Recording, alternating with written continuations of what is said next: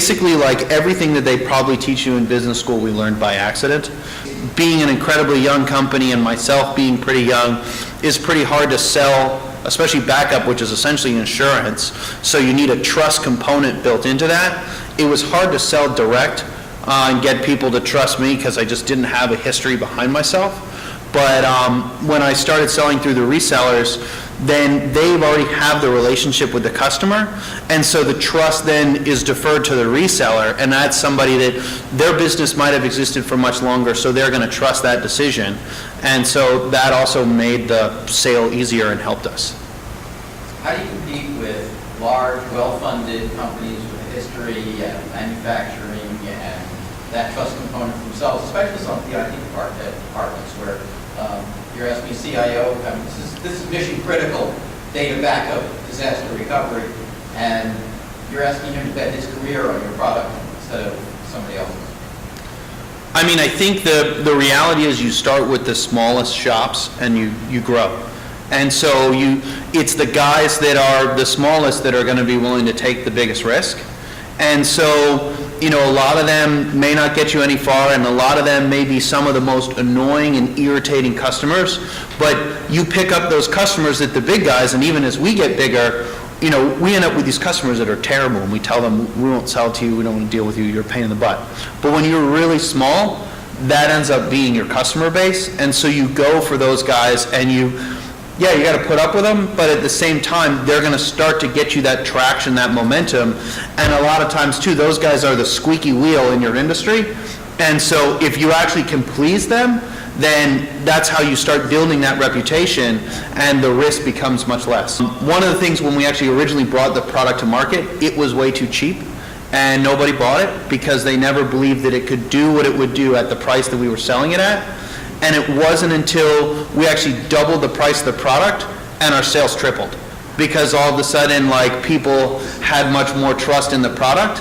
And so it was one of those things where if you go in there and you try to sell your product at 20% the cost of your competition, no one's going to believe it's going to work, even though you can build a profit model and say, this is going to work, I'm going to make a ton of money. No one's going to believe it because you're coming in at such a low price. But if you go in there and you come in at 20% less than the cost of your competition, then you're much more likely to get people to pick it up, because part of that value, saying how much it costs, people attribute that to the value of the product, so they think that it must be better because you're charging more for it. Our general idea was that this was going to be a pull model. Citizens were going to bring governments in. We weren't going to ask governments permission for citizens to use this tool, because we wanted to solve the problem of citizen to government communication anywhere in the world, and we knew that if we wanted that to happen at internet scale, asking permission wasn't going to work. So our initial goal was to bring on users, and we found that the best way to bring on users was to partner with local media. A lot of them have journalists that were talking about the roads being broken, or streetlights that were out, or the general kind of broken windows issues that you have anywhere in the world. And we said, we'll give you a piece of our web interface to put on your website, and that'll help us bring users. And we also use that as a way to monetize the company, so we actually sell a license to that software, or they allow us to serve advertising through that web interface. That caught on really quick. Mid-2010, when we really started to focus on the government software, governments were really asking us to help them build better customer request management tools, work order tools, to help them with kind of dealing with the social web. People don't know how to find customers, and I'll pick a couple examples. And I want to say something really important, that sales is not a dirty word. My dad was a salesman, my grandfather was a salesman, my great-grandfather was a salesman, so I became a computer software engineer, okay? And my first job, I sat there and listened to an MBA come in and say, here's what we should do to sell software according to the book. And I could only keep quiet for so long. And I grew up in a household with Forbes and Business Week, and my dad telling me how to build broker networks, and I was sort of absorbing it. And I said, no, that's not how we do it. And I kept saying long enough, we should be trying new things and, experimenting, and, we should build a channel strategy. And one day the CEO came into my office and said, we're about 800,000 sales, we've been stagnant for a year, we want to try some of your ideas. And I said, absolutely not, I'm not going to be my father. He was never home, he traveled around the world. Working for American Can. And so what I did is, he spent 6 months converting me from a programmer. I was working on WordStar Multimedia, if you remember those products, into a salesman. And he trained me in the IBM way of becoming a sales engineer. And he was an ex-IBMer. And I think the technical people are the best salespeople. Because you've heard the joke about what's the difference between a car salesman and a computer salesman? Okay. The car salesman knows when he's lying. Okay, so the technical people are some of the best salespeople, and being honest. But I think too many of the companies I'm working with right now don't understand the sales process. I went to lunch with, he's a friend of mine, I went to lunch with him, and the entire lunch, he had his phone. And he's the CEO of the company, he has some employees, and he kept sitting there looking at his phone the whole time. And I'm like, what are you doing? What's going on here? Now, he makes software for retail, companies that work retail, okay? The guys, the rack jobbers, the guys who goes in the store and populate the shelves and do checks and things like that. And he said, a major customer is doing an upload and I got to watch the servers. So I said, why don't you hire a kid? And he said, I can't afford to hire a kid. And the economy's down, my customers are tight. So I introduced him to there's a program to keep students, to fund students. It's up to $30,000. Okay, to bring students into companies, local companies, and employ them. So I was like, instead of sitting here looking at your phone all day, you should be out in the stores and talking to customers. And I started working with him. I found out that at Stop and Shop between 7 in the morning and 2 o'clock in the afternoon is vendor time. And we discovered customers by just going out in local stores, Walgreens, Stop and Shop, et cetera, and talking with the people that are there. Start a blog. Blogging is going to be the next big thing. It's a way of talking to your customers in a human voice, okay? And I see this more and more as companies are telling their story on a blog and then telling the tech press about it. The tech press have a resource for it. And I know the guys from Engadget, Gizmodo, everything else. But when I started that blog, I did it because we had a PR firm that we paid $10,000 a month to, and we're getting nothing for it. And one of the other problems was it was a stock photo agency that bought my company, 1 million images, 100 partners, okay, and 1,700 artists. And I said, we can talk to them in a human voice, and we can tell them. We had a failed offering to go public in 2000. We filed an S1, and it failed. We were acquired shortly after that, and we got an HI and a J round, if you're familiar with venture capital. That was unheard of. The press release I did and promoted through the blog got more traction than anything the PR firm had ever done. The blog led to partnerships. It led to new deals. It led to an industry. My boss actually started another one about the industry.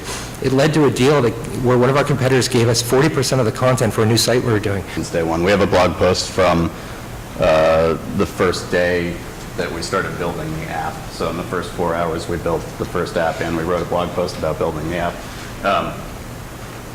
I think blogs are really important for telling why you're doing something, as opposed to just we're doing well and these are all the kind of benchmarks. And I read through our stuff, and I feel like when I read it, I understand that we're projecting the culture outwards and really our motivation, our mission outwards.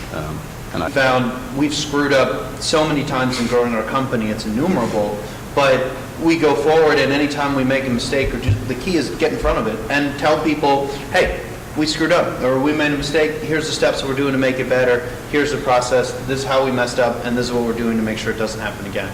And you wouldn't believe how much more appreciative people are, rather than going, oh, there's no problem with this system, I don't know why you're seeing this, it's only affecting a small percentage of somebody.